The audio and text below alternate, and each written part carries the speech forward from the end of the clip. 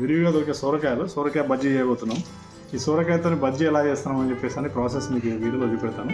చూడండి ఫ్రెండ్స్, మీరు కూడా తయారు చేసుకుని తినండి. క్రిస్పీగా ప్లస్ మంచి సాఫ్ట్గా కూడా తయారు చేసుకోవచ్చు, క్రిస్పీగా కూడా తయారు చేసుకోవచ్చు. 2 రకాలు తయారు చేసుకోవచ్చు. అది ఎంత తయారైనా చూపెడదాం. Okay, let's go to video. ఈ సోరకాయ ఉంది కదా, మనం తీసుకునే సోరకాయని మొత్తం పొట్టు లేకుండా పైన మొత్తం అంతా తీసేసి గీకేసేయాలి. ఓకే ఫ్రెండ్స్, మనం సెలెక్ట్ చేసిన సోరకాయని ఇలా మొత్తం టోటల్గా పైన ఈ పొట్టు లేక తీసేసాం, మొత్తం చర్మం లేకుండా తీసేసాము. ఇప్పుడు రెడీ అయింది. ఓకే, కొంచెం మీరు కొత్త సైడ్లో ఉంది కదా, దీన్ని కట్ చేసేసుకుందాం. ఇటు సైడ్ కూడా దీన్ని కూడా గీకిన తర్వాత ఇట్లా మిగిలిపోయింది కదా, కట్ చేసుకుందాం. తర్వాత ఫ్రెండ్స్, దీంతో మనం ఈ సోరకాయని ఇట్లా గ్రైండ్ చేసుకోవాలి. దీంతో గ్రైండ్ చేసుకుంటే ఇట్లా పీసెస్ వస్తుంది. ఇట్లా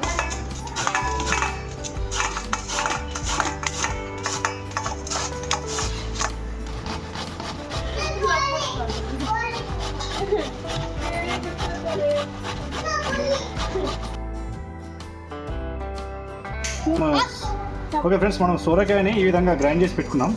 ఓకే, దీని మిగతా ఏం చేయాలని మీకు చెప్తా. ఫ్రెండ్స్, మన టేస్ట్కి తగినట్టుగా మనం పచ్చిమిర్చి వేసుకున్నాం. కొంచెం పెద్ద క్వాంటిటీలో కాబట్టి పచ్చిమిర్చి 10 తీసుకున్నాను.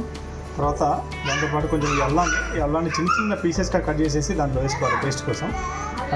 టేస్ట్కి తగినట్టుగా కరివేపాకు మరియు కూడా అండి, కొత్తిమీర కూడా చిన్న తరిగేసుకుందాం. వీటితో పాటుగా ఒక 3 ఆనియన్ తీసుకున్నామండి. ఒక మీడియం సైజ్ 3 ఆనియన్స్ తురుముగా చేసుకోవాలి వీటన్నిటిని.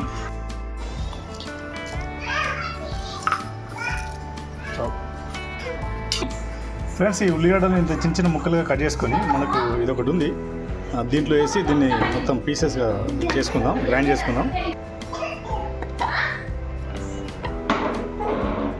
ఉల్లిగడ్డలతో పాటుగా మనకు మిర్చి ఉన్నాయి కానీ ఈ మిర్చి కూడా వేసేసుకున్నాం, ఎందుకంటే అన్నీ అందులో కలిసేటే కదా. మిర్చి కూడా వేసేసుకొని గ్రైండ్ చేసుకుందాం. స్టాప్.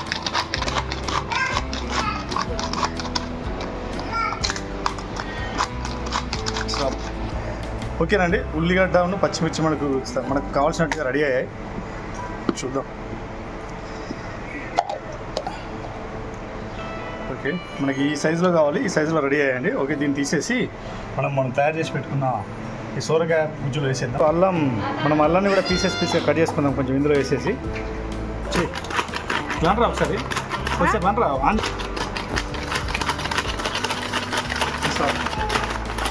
ఓకేనండి, అల్లం కూడా తయారైపోయింది మనకు తగినట్టుగా. Okay, stop. ఓకేనండి, కరివేపాకుని కూడా మనం ఇట్లా కొంచెం ముక్కలు కట్ చేసుకుందాం. స్టాప్. మరి ఇంత పెద్దగా ఉండకుండా కొంచెం పీసెస్గా ఉంటే బాగుంటుంది. స్టాప్. ఓకేనండి, కొత్తిమీర కూడా మంచిగా కరివేపాకు మంచిగా వేసుకుందాం. సో కొత్తిమీర కూడా మనం చిన్న పీసెస్గా కట్ చేసి అందులో వేసుకుందాం. స్టాప్. కొత్తిమీర వేసేసుకున్నామని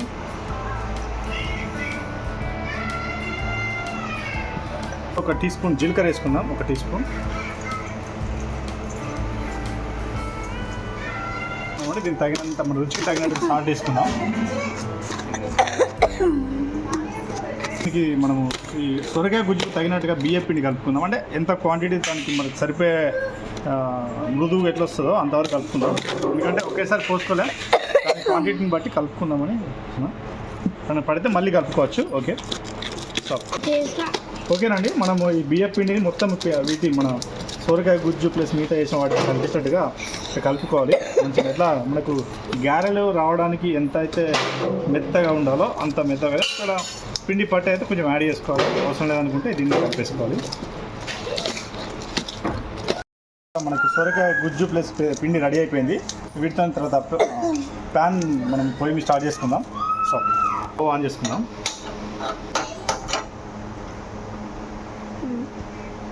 ఓకే అండి, స్టవ్ కొంచెం ప్యాన్ అండి, ఈ ప్యాన్ రెడీ చేసుకుందాం. అందులో ఆయిల్ పోసేసి వేడి చేద్దాం ప్యాన్ని. ఓకేనా, మనము పల్లి ఆయిల్ అండి, పల్లి ఆయిల్ పోసుకుందాం.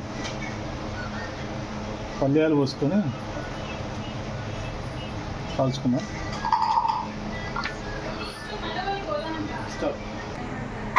ఆయిల్ వేడెక్కేదాకా మనము వెయిట్ చేయాలండి. ఆయిల్ వేడెక్కి బజ్జీల్ని ఈ కవర్ అయితే మనకు కంఫర్ట్గా ఉంటుంది. ఇట్లా మనం కొంచెం పిండి తీసుకొని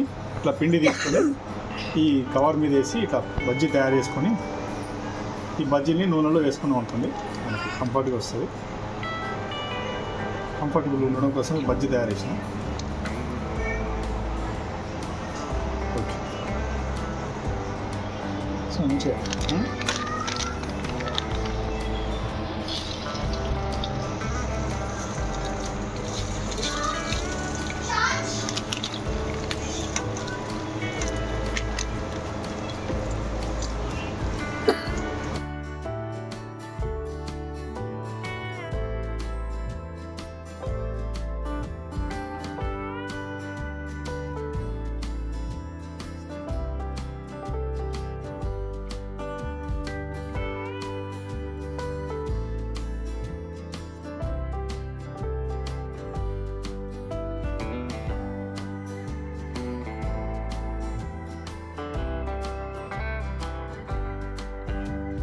ఓకేనండి. ఇలా మనం బజ్జీలు రెడీ చేసి వేసుకున్నాం కదా, వాటిని చూస్తూ కొంచెం అటు ఇటు తిరిగేస్తుండాలి అడుగంటుకోకుండా.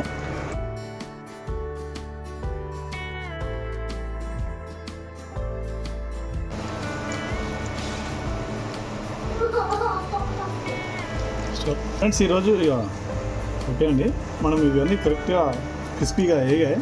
దీన్ని తీస్తున్నాం. చూసారా, మనకు కావాల్సిన వేడి వేడి సొరకాయ బజ్జీ రెడీ చేసుకోవచ్చండి. వేడి వేడి సొరకాయ బజ్జీ చూసారుగా, వేడి వేడి సొరకాయ బజ్జీ చాలా సింపుల్గా రెడీ చేసుకున్నామండి. తినలో ఫోటో